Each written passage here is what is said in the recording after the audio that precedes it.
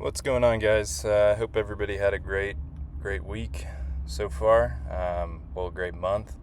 It's been a while since I've done anything like this, but the video today is going to be about delta, understanding delta. What is delta? How do we use it? What's its primary definition? Different ways to add it to your toolbox. So here we are, market open. Anyways, so what we're gonna look at is this little specific tab right here. So delta. A way to add this, if you are on Thinkorswim, is you just click this customize column and go ahead, type in here delta and add it into the column, and it'll show right about here. So as far as this goes, delta hedging is used to offset downside risk as we know it. So if we have a too high delta, as in this portfolio, we definitely do, and that's mainly because of the open shares I have on BJ. We want to offset that risk because this is our exposure to the upside.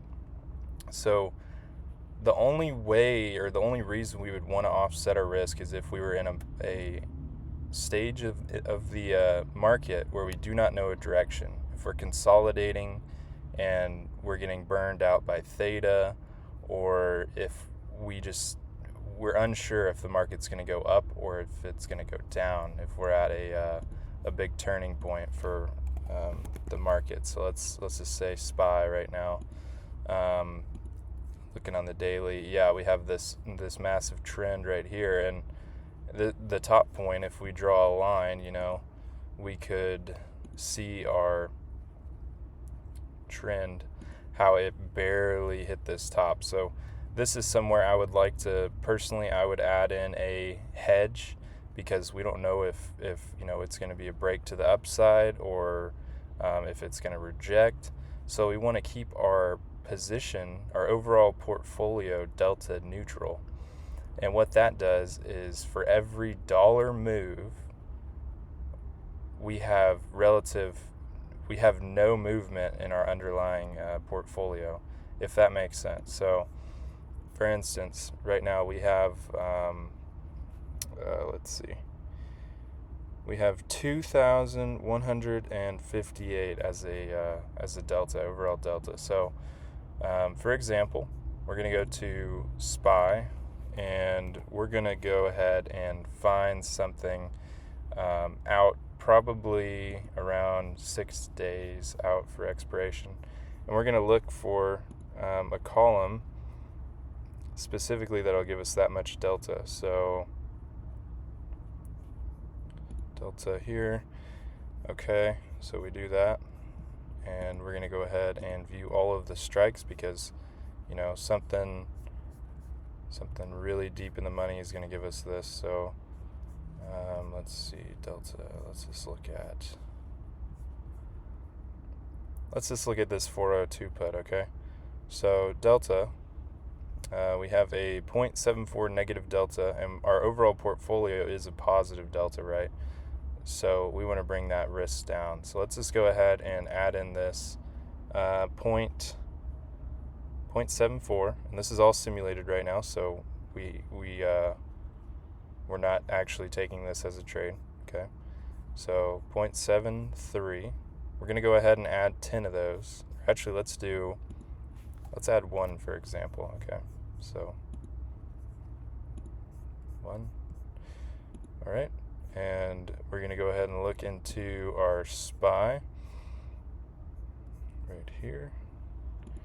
And it looks like we might actually have to buy this as a market order, or just at a higher price. Sorry about that. Let's do a market order. Okay. So we've purchased one of the 402 puts, and that was at 0.73 as a delta, a negative 0.73. And we see that it brought down our portfolio by 72. So we need 1,500, okay? So we need 1,500 negative deltas. So what we're going to do is calculate this. Type in 1,500 divided by 72. And this is going to tell us how many contracts we need, right? So we're going to need 21 contracts to be completely delta neutral of this specific one, okay? Does that make, hopefully that makes sense, all right? So what do we say, 20 here, and go ahead and post that. Okay, so we purchased 20. Now our delta, our overall risk on our portfolio is a lot lower, which is good. So now, if we do have a dollar move in the SPY, we're not going to get a whole lot of action, okay? So one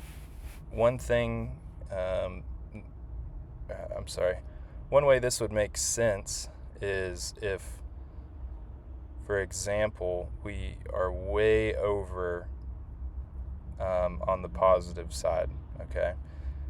And if we're in a bear market and we have a positive delta over all our portfolio, it's going to be continually losing over that bear market. So we know right now, if we look, this is not so bullish, okay? So this is where we would want to start throwing in some hedging, right? So what we did is we brought this down. We brought our delta down, okay? Delta is the movement. Just think about delta as in working out, right? Your delts go up and down when you work out. So we brought this movement down so that now we have relatively no risk as the stock goes down, or as our portfolio goes down overall to the SPY. And we're not going to be losing as much money as we would if we had, 7,000, right? So that makes sense.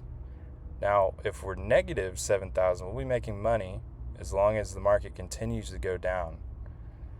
But the whole purpose of this is to save our capital from losing over these 7 days, right? Or however long this takes to expire, okay? Does that make sense? So for the next 7 days, the market goes down. We're not going to lose any money. As long as our delta stays zero or close to zero, we're not going to lose very much money, okay? Now, if it's negative, like I said, we'll make money. If it's zero, it's going to be completely neutral. We're not going to be losing any money, okay?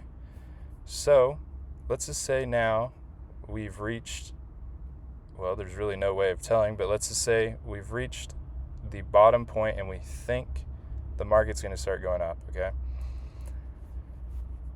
All we do is go into here, we sell all these contracts, and they're going to be green as long as we were correct, right?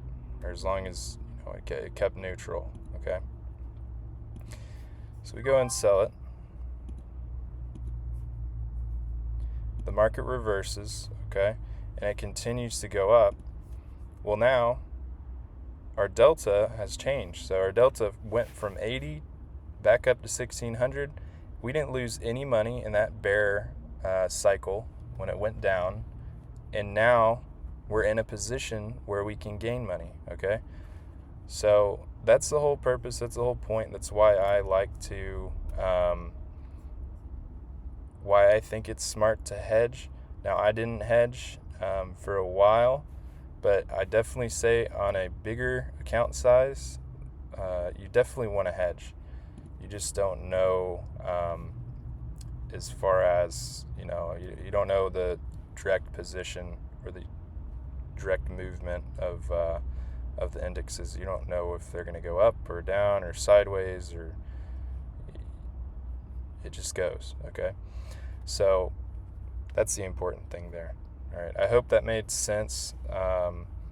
Remember, delta it can be temporary, it can be permanent, but it's always dynamic. Delta always changes because delta, not only does it determine the movement of your portfolio, but it also determines the probability of the option contract being in the money at expiration.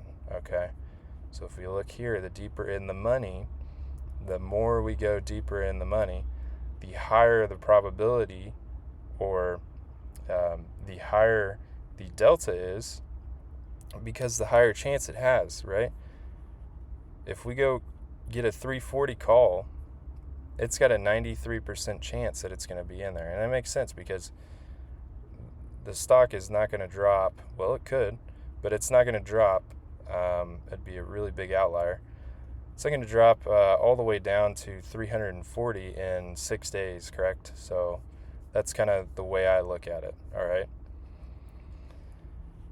So yeah, just remember, that's how we do it. So if we needed to hedge and we wanted to go completely neutral, what I do, 1,600 deltas, we need 1,600 deltas. I look at, going into one of these, 90, that's close to 100, so we would need roughly about 17 or 18 of these contracts to hedge, right? And it would have to be in the negative. These are positive deltas, 90, so roughly 16 of these. So we just go in here, buy 16 of these.